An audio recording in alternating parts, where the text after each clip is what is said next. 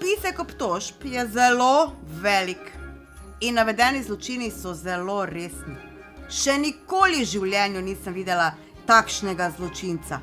Kako se izrekate, gospod Božiček? Ho, ho, ho, jaz sem samo upravljal svojo službo, gospa sodnica. Med drugim je navedeno, da imate reden in neomejen dostop do zasebnih podatkov, s katerimi ste si pridobili prednost na tržišču.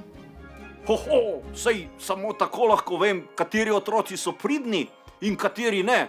Ho, ho. Imate tudi privilegiran status pri vstopanju v zasebna domovanja in nezakonitem prečkanju državnih meja. Ja, kako pa naj drugače obdarim vse otroke tega sveta v eni noči? Ho, ho, ho. Kar vi opisujete, je monopol in kot tak popolnoma nedopusten. V poročilu je navedeno tudi, da ne dopuščate nikomur drugemu dostopa do vaših proizvodnih obratov. Ja, če je pa moja delavnica na severnem tečaju, pa nobenemu se ne da tako daleč iti. Ho, ho, ho. Prav tako imate zakupljene vse severne jelene za praznični čas.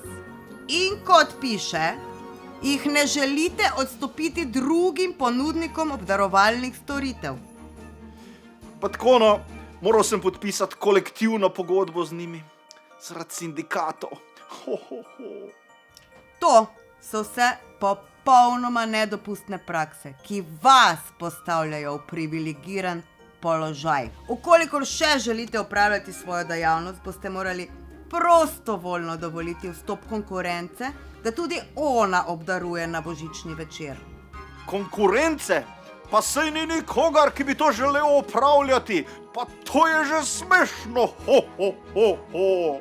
Pa kdo je sploh avtor teh obtožb proti meni? Pod obtožnico sta podpisana gospoda M. Klavš in D. Mraz.